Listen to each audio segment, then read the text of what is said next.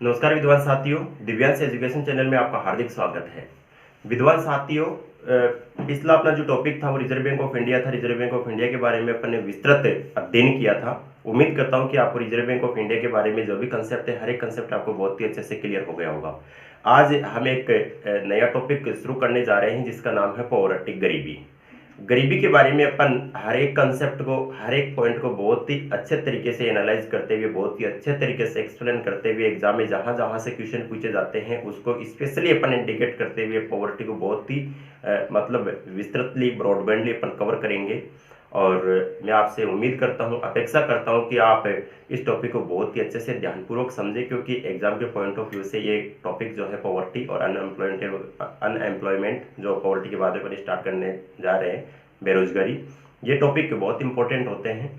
अपना जो रीट का एग्जाम है, रीट में सेकंड ग्रेड में, फर्स्ट ग्रेड में, यूजीसी नेट में, असिस्टेंट प्रोफेसर में, बैंक एग्जाम्स में, एसओ, एएसओ, इसमें इस टॉपिक से संबंधित एक एक, दो दो, तीन तीन प्रश्न अक्सर पूछे जाते हैं। तो इस टॉपिक को अपन इस तरीके से कवर करेंगे, क्योंकि मैंने जो सोर्सेज कलेक्ट किया है वो एक जगह से सोर्सेज कलेक्ट किया हुआ नहीं है। असिस्टेंट प्रोफेसर के पॉइंट ऑफ व्यू से मैंने प्रिपरेशन की थी और उसमें मैंने बहुत ही ब्रॉडबैंडली कंसेप्ट को क्लियर किया है। और जो भी मेरे पास में कंटेंट्स है, बहुत ही अच्छा कंटेंट है। उम्मीद करता हूँ कि आपको जरूर पसंद आएगा। तो अपन शुरू करते हैं अपना टॉपिक, पॉवर्टी, गरीबी। विद्वान साथियों, 15 अगस्त 1947 को जब हमारा देश आज़ाद हुआ था, उसके बाद में अपनी मेजर प्रॉब्लम रही है गरीबी, बेरोजगारी, और इसके अलावा जैसे एजुकेशन, शिक्षा। तो इसमें अपना जो टॉपिक है वो गरीबी है। और गरीबी भारतीय एक ऐसी प्रॉब्लम रही है कि हर एक सरकार की तरफ से गरीबी को दूर करने के लिए बहुत सारे प्रयास किए गए हैं, कई प्रकार की योजनाएं चलाई गई है, और लोगों को रोजगार देकर गरीबी से उभारने के लिए कई प्रकार के, मतलब जैसे साक्षरता अभियान है, इसके अलावा भी बहुत सारी स्कीम्स चलाई गई है। वो एक अलग मुद्दा है, अपन उसमें थोड़ा ज़्यादा मतलब डीपली नहीं जाएंगे। और इसके साथ ही मैं आपको बताना चाहता हूं कि गरीबी की डेफिनेशंस के लिए गवर्नमेंट के द्वारा कई प्रकार की समितियां गठित की गई। जैसे 1867-68 में दादा भाई नौरोजी के द्वारा गरीबी का मतलब आकलन किया गया था, मापन किया गया था। उसके बाद में गवर्नमेंट, जैसे देश आज़ाद होने के बाद में, निरंतर रूप से गरीबी को डिफाइन करने के लिए, क्या है गरीबी, कैसे इसको डिफाइन किया जाए, किस व्यक्ति को गरीब माना जाए, किस व्यक्ति को गरीब नहीं माना जाए, इसको लेकर कई प्रकार की समितियां गठित की है, कई प्रकार के आयोग बनाए हैं। लेकिन सभी का व्यू अलग अलग रहा है। मतलब कोई भी दो या दो से ज़्यादा या कई प्रकार की जो समितियां उन्होंने बनाई है, इनमें कोई भी एकमत नहीं है। कहने का मतलब सबका जो व्यू है गरीबी को मापने का, वो सबका अलग अलग है। योजना आयोग के द्वारा 1978 में एक गरीबी को डिफाइन किया गया कि ग्रामीण क्षेत्र में 2400 कैलोरी और शहरी क्षेत्र में 2100 कैलोरी जो व्यक्ति भोजन प्राप्त करता है वह गरीब नहीं है, वह पुअर नहीं है। उसी के आधार पर गरीबी का मेजरमेंट इंडिया में किया जाता है, यानी प्रति व्यक्ति, प्रति परिवार, उपभोग व्यय के आधार पर भारत में गरीबी का आकलन किया जाता है या गरीबी का माप किया जाता है। और भारत में जो गरीबी का माप किया जाता है वो निरपेक्ष आधार पर किया जाता है। ये बहुत सारी चीज़ें अपन इसको one by one upon concept को क्लियर करेंगे, एक साथ में आपको एक्सप्लेन करूंगा, तो वो थोड़ा समझने में अच्छा नहीं रहेगा। तो गरीबी के डेफिनेशंस की बात ऐसी है कि अलग अलग समितियों के द्वारा, अलग अलग आयोगों के द्वारा गरीबी को अलग अलग तरीके से डिफाइन किया गया है। तो अपन समिति के साथ में उसके डेफिनेशंस को भी पढ़ लेंगे। जैसे मान लीजिए योजना आयोग के बारे में मैंने समझाया, तो योजना आयोग किसको गरीब मानता है, किसको गरीब नहीं मानता, तो उसकी डेफिनेशन होगी एक तरीके से, बस यही डेफिनेशन है। इसके अलावा जैसे अपन गरीबी के प्रकार, गरीबी कितने प्रकार की होती है, जैसे एक तो माप के आधार पर गरीबी के प्रकार है और एक समय के आधार पर गरीबी के प्रकार है। इनके बारे में अपन विस्तृत चर्चा करेंगे। इसके अलावा गरीबी के कारण क्या क्या है उसके बारे में अपन, एक तो प्रश्न यहाँ से बनता है कि भारत में किस प्रकार की गरीबी, भारत में किस आधार पर गरीबी का माप किया जाता है, और एक गरीबी के कारणों में से सामाजिक कारण और आर्थिक कारण है, उनमें से एक प्रश्न पूछा जाता है। इसके अलावा जो समितियां हैं गरीबी को मापने के लिए, विभिन्न प्रकार की समितियां बनाई गई, विभिन्न प्रकार के आयोग गठित किए गए हैं, उनमें से जहां जहां से क्वेश्चन बनते हैं उसको अपन छोड़ेंगे नहीं, किसी भी कंसेप्ट को, हर एक कंसेप्ट तक जाएंगे। प्रत्येक जो कमेटी बनी है उसके मतलब तह तक जाएंगे और हर एक चीज को अपन निकाल कर सामने लाएंगे। तो अपन शुरू करते हैं अपना जो टॉपिक है, माप के आधार पर गरीबी के प्रकार। विद्वान साथियों, माप के आधार पर गरीबी के दो प्रकार होते हैं, एक तो है सापेक्ष गरीबी और दूसरी आपकी निरपेक्ष गरीबी। सापेक्ष गरीबी में क्या होता है कि जो भी डेवलप्ड कंट्रीज है विकसित देश है वो गरीबी का मापन सापेक्ष आधार पर करते हैं। सापेक्ष आधार का मतलब होता है, जैसे मान लीजिए मेरे पास में एक एरोप्लेन है और मेरे साथी के पास में 2 एरोप्लेन है, तो मैं क्या हो गया, गरीब हो गया और मेरा साथी अमीर हो गया। मेरे पास 10 एरोप्लेन है, मेरे साथी के पास में 50 एरोप्लेन है, तो मैं गरीब हूँ, मेरा साथी अमीर है। ये हो गया सापेक्ष आधार पर गरीबी का मापन करना। ऐसा कहाँ संभव होता है, जो डेवलप्ड कंट्रीज होते हैं वहीं पे संभव होता है ऐसा। जैसे मैंने इसको डिफाइन किया है थोड़ा, तुलनात्मक आधार पर गरीबी की गणना करना। माप के आधार पर गरीबी के प्रकार, एक तो है सापेक्ष गरीबी और एक है निरपेक्ष गरीबी। 2 प्रकार हो गए इसके, सापेक्ष गरीबी और निरपेक्ष गरीबी। तुलनात्मक आधार पर गरीबी की गणना करना, जैसे श्याम के पास हवाई जहाज है जबकि मोहन के पास हेलीकॉप्टर ही है, यह विकसित देशों में की जाती है। यानी इस प्रकार का जो मापन है वो कहाँ किया जाता है, जो डेवलप्ड कंट्रीज है, विकसित देश है, वहां किया जाता है। श्याम के पास में क्या है, हवाई जहाज है और मोहन के पास हेलीकॉप्टर ही है, तो मोहन गरीब हो गया और श्याम क्या हो गया, अमीर हो गया। यह कैसे कंट्रीज में की जाती है, डेवलप्ड कंट्रीज में की जाती है। कहने का मतलब यहाँ इस प्रकार का मेजरमेंट नहीं किया जाता, इस प्रकार का मापन गरीबी का, इस आधार पर मापन गरीबी का भारत में नहीं किया जाता है। नेक्स्ट है निरपेक्ष गरीबी, बहुत ही इंपॉर्टेंट है, कम से कम 20 बार पूछा गया प्रश्न है कि भारत में गरीबी का मापन किस आधार पर किया जाता है। निरपेक्ष आधार पर भारत में गरीबी का मापन किया जाता है। माइंड में आप इसको अच्छे से सेट कर लेना, माइंड में बिठा लेना। इसका माप स्वतंत्र रूप से करते हैं। अनिवार्य आवश्यकताओं की पूर्ति नहीं होने के कारण पाई जाने वाली जो गरीबी है, निरपेक्ष गरीबी है, भारत में इसी आधार पर गरीबी का मापन करते हैं। हेलीकॉप्टर, हवाई जहाज छोड़ो, लोगों को 2 वक्त का खाना नहीं मिलता है इंडिया में। स्थिति बहुत ही दयनीय है। बच्चों को पहनने के लिए कपड़े नहीं मिलते हैं, बीमार हो जाते हैं तो समय पर चिकित्सीय सुविधा नहीं मिलती है, एजुकेशन का अभाव है, स्थिति बहुत गंभीर है भारत में। तो हेलीकॉप्टर, हवाई जहाज तो सोचना बहुत दूर की बात है, लोगों को समय पर साइकिल भी नसीब नहीं होती है। तो भारत में तो अपन ज़्यादा हवाई बातें नहीं करेंगे। सबसे पहले व्यक्ति को खाने के लिए अनाज नहीं मिल रहा है, खाना नहीं मिल रहा है, पहनने के लिए कपड़े नहीं मिल रहे हैं, समय पर चिकित्सा सुविधा नहीं मिल रही है, शिक्षा नहीं मिल रही है, रहने के लिए मकान नहीं मिल रहा है। तो इन चीज़ों के बारे में अपन चर्चा करेंगे कि ये किस व्यक्ति को मिल रहा है, किस व्यक्ति को नहीं मिल रहा है। कहने का मतलब संक्षेप में मैं आपको समझाना चाहूँ कि जिस व्यक्ति की अनिवार्य आवश्यकताएं या मूलभूत आवश्यकताएं, रोटी कपड़ा मकान, चिकित्सा, शिक्षा, ये चीज़ें जिस व्यक्ति को नहीं मिलती है वो व्यक्ति कौन है, गरीब है। कहने का मतलब जो व्यक्ति अपनी मूलभूत आवश्यकताओं की पूर्ति नहीं कर पाता है वो व्यक्ति कौन है, गरीब है। तो इस प्रकार से गरीबी को डिफाइन करना या इस आधार पर गरीबी का माप करना, गरीबी का निरपेक्ष आधार पर माप करना कहलाता है, जो कहाँ पाया जाता है, इंडिया में पाया जाता है। कहने का मतलब भारत में गरीबी का मापन किस आधार पर किया जाता है, निरपेक्ष आधार पर किया जाता है। भारत में गरीबी का मापन निरपेक्ष आधार पर किया जाता है, निरपेक्ष आधार पर। अच्छे से माइंड में सेट कर लेना, ये प्रश्न 20 बार पूछा गया प्रश्न है। इसका माप स्वतंत्र रूप से करते हैं। मूलभूत अनिवार्य आवश्यकताओं की पूर्ति नहीं होने के कारण पाई जाने वाली गरीबी निरपेक्ष गरीबी है, भारत में इसी आधार पर गरीबी का मापन करते हैं। समझ में आ गया होगा यहाँ तक। गरीबी का मापन के आधार पर 2 प्रकार की होती है गरीबी, एक तो सापेक्ष गरीबी जो डेवलप्ड कंट्रीज में होती है, एक निरपेक्ष गरीबी जो इंडिया में, इसके आधार पर मापन किया जाता है, गरीबी का मेजरमेंट किया जाता है। नेक्स्ट एनसीईआरटी की बुक में समझा रखा है। मैंने आपको पहले बताया था कि कंटेंट जो भी है वो एक तरह से मल्टी प्लेटफॉर्म से कलेक्ट किया हुआ कंटेंट है मेरे पास में। कहीं से भी कोई भी चीज़ पूछ ले एग्जामिनर, पेपर बनाने वाला, पेपर सेटर, छूटेगा नहीं आपका। जो भी मैं आपको बता रहा हूँ हर एक चीज़ इसमें कवर होगी, हर एक कंसेप्ट को अपन, हर एक जो भी मतलब महत्वपूर्ण पॉइंट है वो अपन कवर करते हुए चलेंगे। एनसीईआरटी में गरीबी को समय अनुसार इसके जो प्रकार बता रखे हैं उसके बारे में अपन थोड़ी चर्चा करते हैं। कि सदैव गरीबी का मतलब होता है कि व्यक्ति की स्थिति एक सी बनी रहती है, देश दुनिया में क्या हो रहा है उससे उसका कोई फर्क पड़ने वाला नहीं है। कहाँ क्या हो रहा है, कितना डेवलपमेंट हो रहा है, गवर्नमेंट क्या क्या कर रही है, उससे उसको कोई विशेष फायदा नहीं होता है। वो सदैव गरीब सा बना रहता है। अब सदैव गरीब सा देखो, सबसे पहले मैं आपको एक बात समझा देता हूँ कि योजना आयोग ने 1978 में अपनी एक डेफिनेशन दी थी कि शहरी क्षेत्र में 2100 कैलोरी और ग्रामीण क्षेत्र में 2400 कैलोरी भोजन प्राप्त करने वाला व्यक्ति गरीब नहीं है। या अपन ये कह सकते हैं कि ग्रामीण क्षेत्र में 2400 कैलोरी और शहरी क्षेत्र में 2100 कैलोरी से कम जो व्यक्ति भोजन प्राप्त करता है वो कौन है, पुअर है, गरीब है, या पॉवर्टी लाइन के अंदर कवर होता है वो। इस तरीके से अपन इसको समझ सकते हैं। तो जो व्यक्ति ग्रामीण क्षेत्र का 2400 और शहरी क्षेत्र का 2100 कैलोरी भोजन प्राप्त नहीं करता है, वो व्यक्ति हमेशा क्या बना रहता है, गरीब बना रहता है। तो इस प्रकार की जो गरीबी होती है वो सदैव गरीबी के नाम से जानी जाती है। सामान्य गरीबी यानी कभी ऊपर आ जाता है पॉवर्टी लाइन के, कभी नीचे, कभी ऊपर, कभी नीचे, इस प्रकार से चलता रहता है, वो सामान्य गरीबी कहलाती है।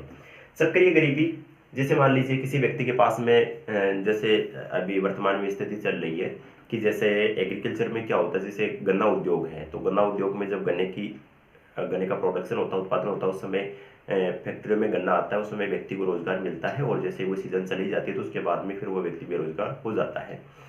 तो 2-3 महीने के लिए, हर 12 महीने में 2-3 महीने के लिए उसको रोजगार मिलता है। तो जिस समय रोजगार मिलता है उस समय उसकी जो इनकम है वो बढ़ जाती है और वो व्यक्ति गरीबी रेखा से बाहर निकल जाता है। जैसे वो सीजन चली जाती है फिर से वो गरीबी रेखा के अंदर वापस कवर हो जाता है। तो इस प्रकार ये जो गरीबी होती है वो जैसे चक्रीय बेरोजगारी होती है, उसी प्रकार क्या है, ये चक्रीय गरीबी है। अनियमित गरीबी, अनियमित गरीबी का मतलब होता पता नहीं चलता कोई व्यक्ति कब गरीब हो जाए। कोविड-19 की स्थिति आई, बड़े बड़े जो धुरंधर थे जिनके पास में अच्छी इनकम थी, अच्छे उद्योग थे, अच्छा मतलब बिजनेस चल रहा था, वो व्यक्ति भी क्या हो गए, गरीब हो गए, यानी उद्योग धंधे चौपट होने की वजह से अनियमित गरीबी हो गई। इसके अलावा जैसे वर्ल्ड वार की सिचुएशन बन जाती है, कोविड-19 की स्थिति आ गई, इसी प्रकार और कोई महामारी आ गई। इसके अलावा भी जैसे कई प्रकार का कोई प्राकृतिक आपदा आ गई, जैसे भूकंप है, बाढ़ है, इस प्रकार की ऐसी स्थितियाँ क्रिएट हो जाती है। तो उस स्थिति में व्यक्ति के उद्योग धंधे चौपट हो जाते हैं, काम धंधा चला जाता है, तो उस स्थिति में वो व्यक्ति क्या हो जाता है, गरीब हो जाता है। पता नहीं चलता कब क्या हो जाए, आकस्मिक यानी इमीडिएटली इमरजेंसी में कुछ भी हो सकता है। ऐसी स्थिति में व्यक्ति गरीबी रेखा में कवर हो जाता है, तो वो कहलाती है अनियमित गरीबी। तो इस प्रकार से अपन ने जो भी गरीबी के प्रकार थे उसके बारे में अपन ने विस्तृत चर्चा की है। उम्मीद करता हूं कि आपको ये बहुत ही अच्छे से समझ में आ गया होगा। यदि किसी प्रकार की कोई प्रॉब्लम है तो आप कमेंट्स में लिख सकते हैं। अब इसके पश्चात में अपन गरीबी के जो प्रकार है, गरीबी के कारण है, जैसे एक तो सामाजिक कारण हो गए, एक आर्थिक कारण हो गए, इसके बारे में अपन विस्तृत चर्चा करेंगे। इसके बाद में जो भी कमेटीज बनी हुई है उसके बारे में चर्चा करेंगे, और इसके बाद में जहां जहां से मेजरली क्वेश्चन पूछे जाते हैं या अन्य जो महत्वपूर्ण बिंदु होते हैं गरीबी के बारे में, उसके बारे में अपन चर्चा करेंगे। आइए अपन समझते हैं गरीबी के कारण। हाँ, तो गरीबी के कारणों में देखिए विद्वान साथियों, गरीबी के 2 कारण हैं, एक तो अपना सामाजिक कारण और एक आर्थिक कारण। यहाँ से भी मेजरली प्रश्न बहुत बार पूछा जा चुका है कि निम्नलिखित में से गरीबी का सामाजिक कारण कौन सा है, या निम्नलिखित में से गरीबी का आर्थिक कारण कौन सा है, या निम्नलिखित में से गरीबी का सामाजिक कारण कौन सा नहीं है, या निम्नलिखित में से गरीबी का आर्थिक कारण कौन सा नहीं है। अच्छे से देखना, अच्छे से समझना आप लोग। गरीबी के कारण एक तो है सामाजिक कारण और एक है आर्थिक कारण। विद्वान साथियों, सामाजिक कारण में है जैसे सामाजिक कुप्रथाएं, अंधविश्वास, रीति रिवाज। सामाजिक कुप्रथाओं का मतलब क्या होता है, जैसे मान लीजिए एक व्यक्ति अपनी मूलभूत या अनिवार्य आवश्यकताओं की पूर्ति कर सकता है, लेकिन विभिन्न प्रकार की जो सामाजिक कुप्रथाएं होती है वो उसको अपनी मूलभूत या अनिवार्य आवश्यकताओं की पूर्ति करने से रोकती है या पूर्ति नहीं करने देती है। जैसे मृत्युभोज एक ऐसी सामाजिक कुप्रथा है जिसमें व्यक्ति बहुत ज्यादा व्यय कर देता है। किसी व्यक्ति की मृत्यु होने पर जो भोज करवाया जाता है मृत्युभोज कहलाता है। और इसके अलावा जैसे जन्मदिन के प्रोग्राम है, मृत्युभोज है, और इसके अलावा भी जैसे बहुत सारी कुप्रथाएं पाई जाती है। जैसे बच्चों के जन्म पर कई प्रकार के मतलब व्यय किए जाते हैं। इसके अलावा भी बहुत सारी कुप्रथाएं, जैसे समाज में मतलब बच्चे के जन्म होने पर कई प्रकार के प्रोग्रामों का आयोजन कर दिया जाता है। यानी बहुत सारी कुप्रथाएं होती है, जैसे दहेज है, ये भी एक कुप्रथा है। तो इस प्रकार की सामाजिक जो कुप्रथाएं होती हैं, इनके कारण व्यक्ति क्या होता है, उस पर जो उसका जो एक्सपेंसेस है, खर्चा है, वो उसकी मूलभूत और अनिवार्य आवश्यकताओं पर होने की बजाय जो मतलब फिजूल खर्ची जिसको अपन कह सकते हैं, फिजूल खर्ची व्यय होता रहता है, खर्चा होता रहता है, अनावश्यक व्यय होता रहता है। उसकी जो भी आमदनी होती है वो गलत जगह उसका इस्तेमाल करता रहता है वो व्यक्ति, और अपनी मूलभूत आवश्यकताओं की पूर्ति करने से वंचित हो जाता है। तो ये सामाजिक कुप्रथा इस प्रकार से किसी व्यक्ति को गरीबी रेखा से बाहर निकलने से रोकती है या गरीबी रेखा में बनाए रखती है। अंधविश्वास होता है। अंधविश्वास का मतलब जैसे कई प्रकार की, जैसे भूत प्रेत को लेकर लोग बाग बहुत सारे जगह जगह मतलब वे करते रहते हैं।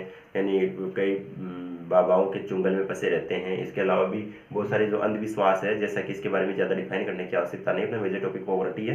तो इस ये भी एक मोस्टली रीजन होता है जो व्यक्ति को अपनी जो मूलभूत आवश्यकताएं होती है, अनिवार्य आवश्यकता होती है, उसकी पूर्ति करने से रोकता है या वो पूर्ति नहीं कर पाता है। सामाजिक कुप्रथा, अंधविश्वास और रीति रिवाज। नेक्स्ट है सामाजिक बहिष्कार। हिंदुस्तान का ये दुर्भाग्य रहा है कि किसी व्यक्ति का किसी भी बात को लेकर समाज में कई प्रकार की बातें होती रहती है, छोटी सी बात को लेकर उसका सामाजिक बहिष्कार कर दिया जाता है। उसको कहीं रोजगार नहीं मिलता है, कोई व्यक्ति उसको मजदूरी देने के लिए तैयार नहीं होता है। इस वजह से वो व्यक्ति अपनी मूलभूत आवश्यकताओं की पूर्ति नहीं कर पाता है और वो व्यक्ति गरीब का गरीब बना रहता है। तो ये सामाजिक कारणों में है, सामाजिक कुप्रथाएं, अंधविश्वास, रीति रिवाज, सामाजिक बहिष्कार और सामाजिक ऋणग्रस्तता। व्यक्तिगत ऋणग्रस्तता नहीं, सामाजिक ऋणग्रस्तता। सामाजिक ऋणग्रस्तता में ये होता है जैसे कि परिवार है, उसका सामूहिक परिवार के द्वारा कोई आयोजन किया जाता है। जैसे मान लीजिए मैंने बताया भी सामाजिक कुप्रथाएं होती, मृत्युभोज कर दिया और उसकी सामाजिक ऋणग्रस्तता में वो फंस गए। तो इस प्रकार की जो मतलब गरीबी का कारण है वो किस में आएगा, सामाजिक कारणों में इसको अपन काउंट करेंगे।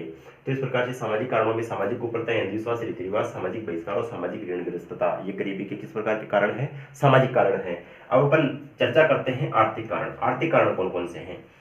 निम्न उत्पादन स्तर, प्रोडक्शन लेवल निम्न है। रीजन से बहुत सारे हो सकते हैं, जैसे मान लीजिए कि प्रोडक्शन के लिए जिस प्रकार की मिट्टी होनी चाहिए वो मिट्टी नहीं है, खाद बीज नहीं है, संसाधन नहीं है, श्रम नहीं है, इक्विपमेंट्स नहीं है, और भी बहुत सारे रीजंस हो सकते हैं। यानी निम्न उत्पादन स्तर होता है जिस वजह से जो वस्तुएं होती है वो महंगी होती है और एक गरीब व्यक्ति होता है उसकी जो आमदनी होती है वो सीमित होती है, इस वजह से वो उसको परचेज नहीं कर पाता है और वो व्यक्ति अपनी मूलभूत आवश्यकताओं की पूर्ति नहीं कर पाता है और वो गरीब का गरीब ही रह जाता है।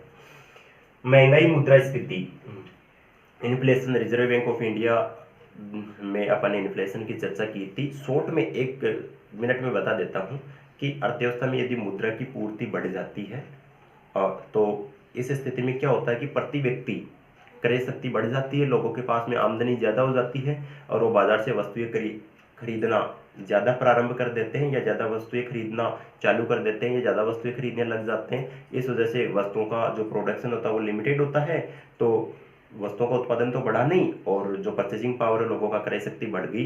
इस वजह से मार्केट में वस्तु की कमी हो जाती है और लोगों की डिमांड जो है दिन प्रतिदिन बढ़ती जाती है, तो वस्तुएं क्या हो जाती है, महंगी हो जाती है, जिसे क्या कहते हैं, इन्फ्लेशन कहते हैं, मुद्रास्फीति कहते हैं।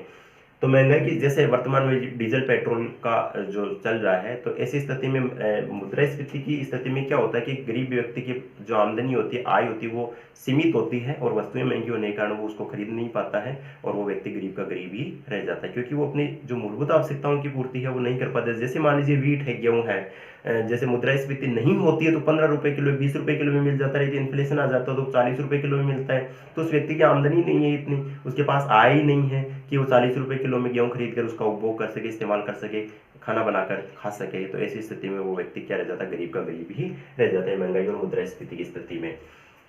तीव्र जनसंख्या वृद्धि।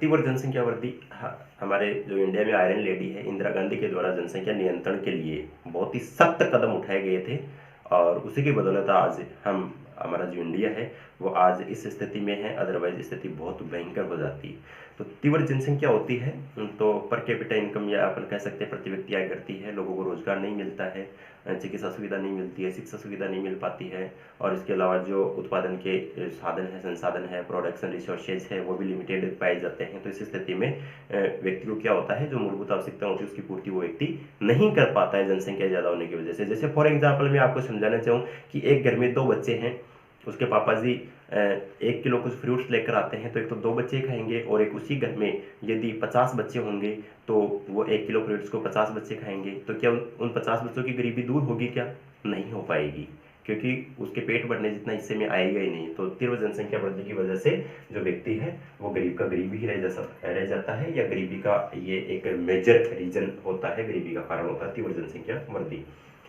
स्वास्थ्य शिक्षा का निम्न स्तर, स्वास्थ्य शिक्षा का निम्न स्तर होता है, स्वास्थ्य और शिक्षा दोनों का निम्न स्तर होता है। इसमें ज़्यादा कोई समझाने वाली बात नहीं है। जैसे मान लीजिए किसी कोई व्यक्ति, कोई बच्चा गरीब हो जाता, सॉरी बीमार हो जाता है तो उसको समय पर ट्रीटमेंट नहीं मिल पाता, या कोई व्यक्ति गरीब बीमार हो जाता है तो उसको समय पर ट्रीटमेंट नहीं मिल पाता। इस वजह से उसकी जो उत्पादन क्षमता होती है, काम करने की जो क्षमता होती है, वर्किंग पावर है या वर्किंग एफिशिएंसी अपन कह सकते हैं, वो कम हो जाती है, जिस वजह से वो अपने परिवार का भरण पोषण करने के लिए मेहनत नहीं कर पाता है, कमा नहीं पाता है, जिस वजह से अपने परिवार की जो मूलभूत आवश्यकताएं या अनिवार्य आवश्यकताओं उसकी पूर्ति करने से वंचित हो जाता है और वो व्यक्ति गरीब रह जाता है।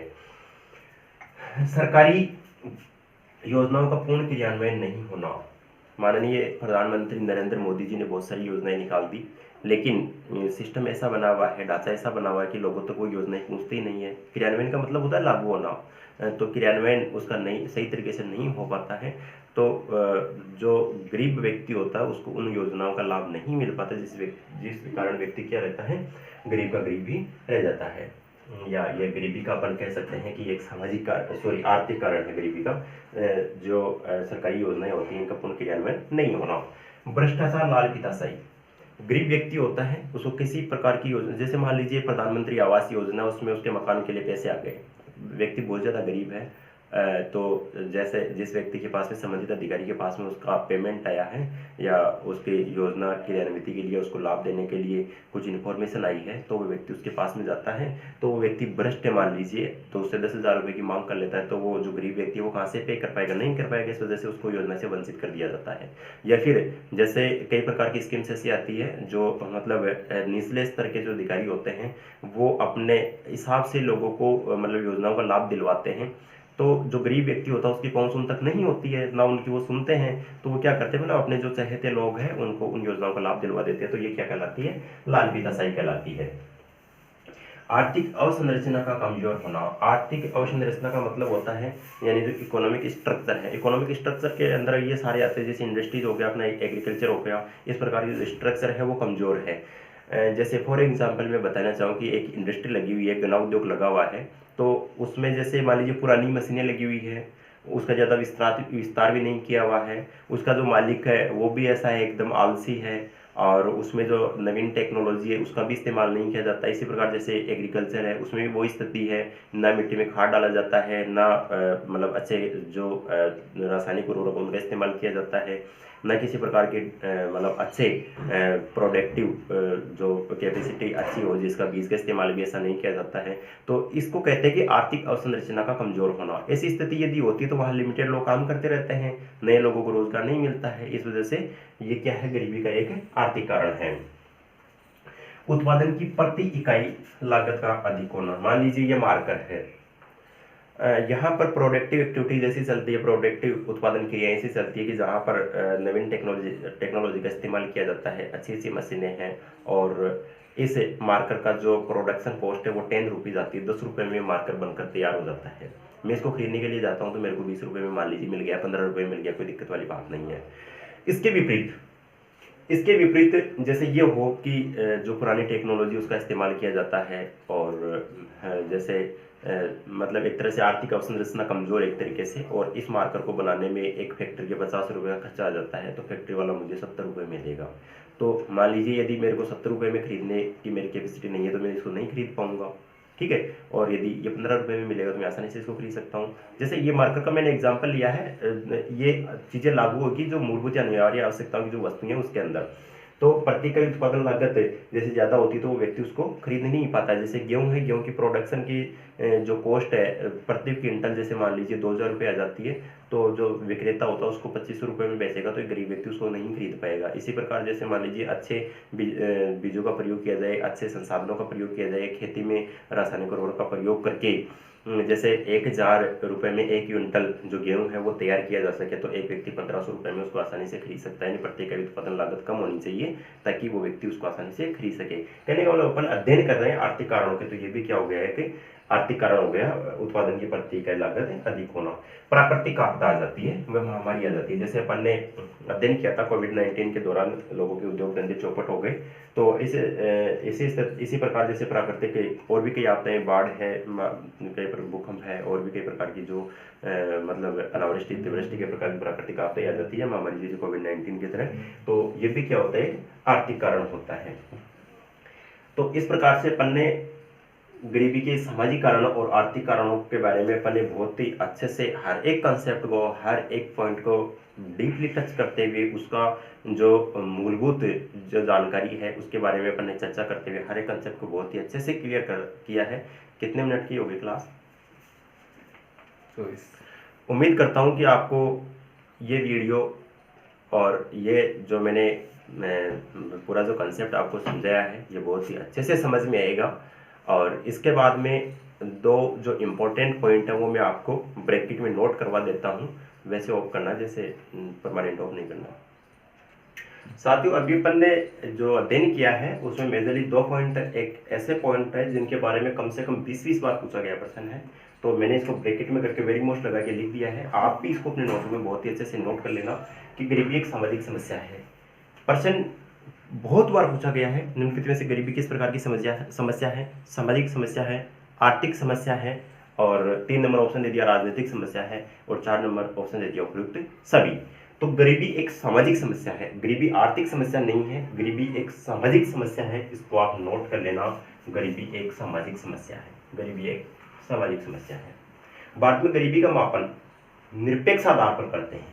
भारत में गरीबी का मापन निरपेक्ष आधार पर करते हैं, इसके बारे में अपन चर्चा कर चुके। क्या होता है सापेक्ष माप का आधार और क्या होता है निरपेक्ष माप का आधार, आप इसको अच्छे से नोट कर लेना। तो विद्वान साथियों, आपको ये वीडियो बहुत अच्छे से समझ में आएगा। जो भी क्लास अपन ने लगाई है बहुत अच्छे से आपके समझ में आएगी।